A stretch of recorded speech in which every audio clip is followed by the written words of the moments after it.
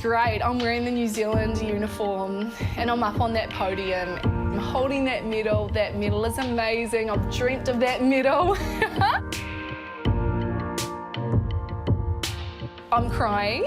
I'm crying of happiness. My name's Ella Williams and I'm so excited to represent New Zealand for surfing.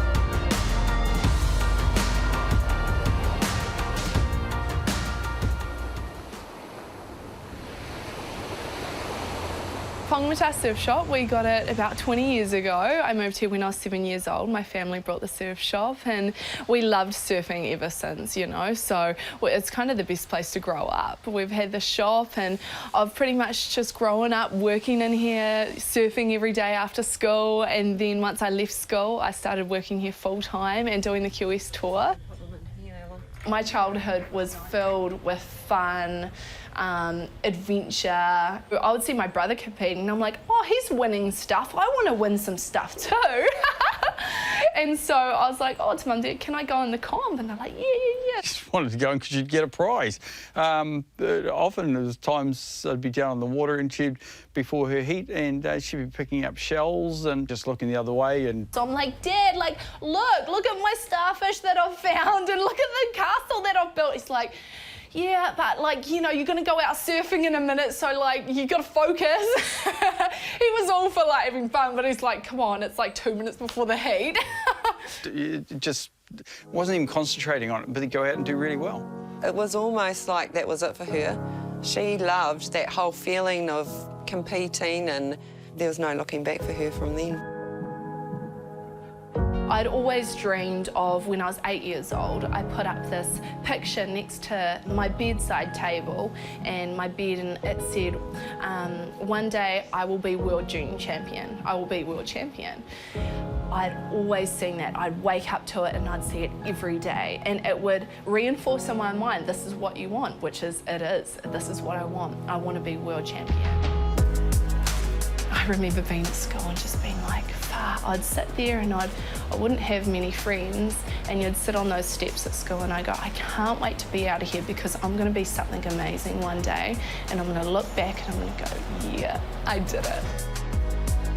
So we got out of school, I shot out of there and I started doing the junior series, which was Australasia.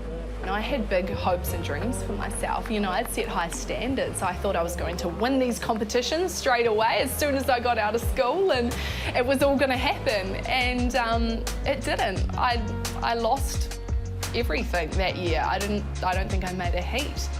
This is not how I pictured it to be, you know. I didn't have a backup plan of what I was going to do after surfing. I just thought I was going to get on tour and it was going to be it.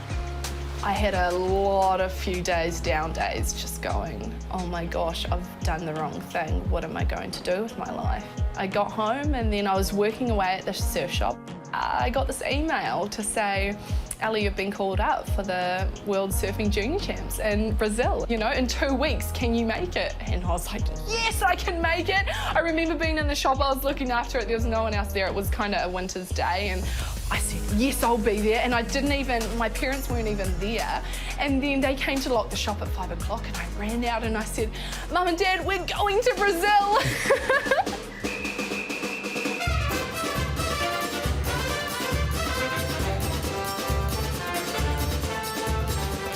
I was just taking it heat by heat. I was like, you know what, Mum, if I make one heat, I would be happy. I wasn't even meant to be here. And I haven't made a heat all year. So if I make one heat, you know what? I'm happy with that. Honestly, she went in as the biggest underdog in that contest. It was bizarre how the whole thing unfolded. When we rocked up to Brazil, nobody knew who she was. Another day went by, made another heat, and by the end of it, I was at finals day. The other competitor in the final had been just absolutely smashing her way through the thing, and she was sort of touted as a favourite. So, of course, you know, good luck, Ella, and all the cameras are on the other girl, and it was all like, oh, this... Nobody knew who she was. The waves were quite big that day and you couldn't quite hear what was going on out in the water. You kind of just had to surf. So I actually came in and the guy pulled me up on the jet ski and he goes, you won. And I go, what? I was like, I won?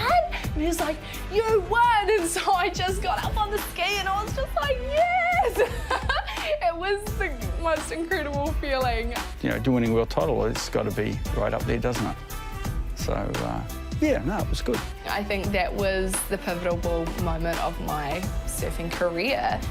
You learn to really love and appreciate those wins more than anything. Because if you're winning all the time, you can never really appreciate them as much as if you had lost 20 times before that. It's easy these days to paint a picture on social media about how a glamorous life looks, but at the end of the day, it's totally not like that. They don't see me crying in the hotel room. They don't see me. It's sometimes hard to get up in the day because you just got knocked after 5 heats and you just don't want to deal with anyone. They don't see you going from airport to airport and them not taking your luggage and you stuck in an airport for a night, so you're just sleeping in your board bag. You have a few days of self-discovery and you come home and you rethink about everything you've just done and you go, no, yeah, I'm back to my roots, and no, I do love surfing and I do love competing and I love that feeling of winning. I'm such a competitive person. The pressure is mounting on day 3 as the Olympic qualification scenarios are now in play for the women from the continents of Africa, Europe, Asia and Oceania. That section, solid surfing. The moment that I qualified for the Olympics was so special. Gosh, it was a roller coaster of emotions. We were sitting in a room for like 4 to 5 hours and I was just waiting on the call to say, yep, you've definitely qualified. It was like up and down. I was like, really? No, yes, no, don't get too excited, yes, you know. Sitting in a room for 4 hours was pretty hectic. But after that 4 hours and I got the confirmation, I was so stoked. I was so happy. Like, I was crying, I was laughing. I was going, wow, this whole journey of my life to get to this moment is just such a pinnacle. Like, it's such a dream. Yeah, it was just bizarre feeling. I've got goosebumps thinking about it because it was so cool. It was like, wow, that's just amazing. And this is the board here that I qualified for Tokyo on. And funny story, I actually ended up putting it up for sale because I needed some money to raise towards going towards Tokyo. My partner said, I've got a friend that wants to buy it. And so I was like, sweet. So he came, gave me the money and picked it up. And then a few months later, I was competing overseas and I was really down. I got knocked out in my heat and I was pretty upset. And he's like, I know something that will cheer you up. And I said, oh, what's that? And he's like, sent me a photo of him holding the surfboard. And I was like, what are you doing with that? He goes, I actually brought it because you can't sell that. It's such a special board.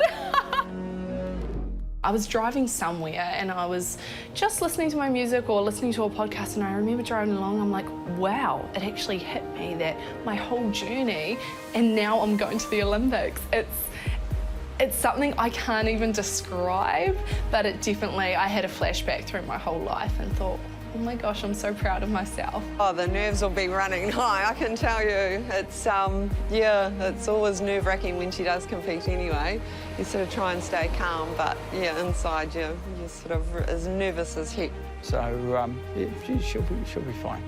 Yeah, it is the Olympics, but it is just going to be another surf comp for me because you can put it on a pedestal and you can be like, wow, it's this huge, big thing, and it can not work to your advantage sometimes. I'm there to do my job. I'm very focused. I'm there to get through heat by heat, take it heat by heat, but I am really excited. I know when I won that world title, we had the junior Groms, you know, the younger local kids coming up.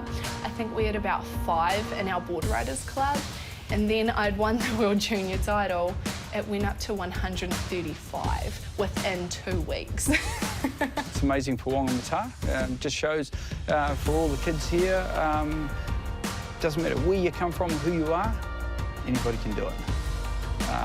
You don't have to be in the top, as I say, training places in the world or anything. That was just natural. She just came through the ranks and just no training. It just came all naturally. When I get in the water, everything feels at ease and I feel at peace with myself. It's definitely the most special, happiest place I feel being. I do look back on that little girl, that 11, 12-year-old girl sitting on those steps by herself just going, I'm going to make you so proud.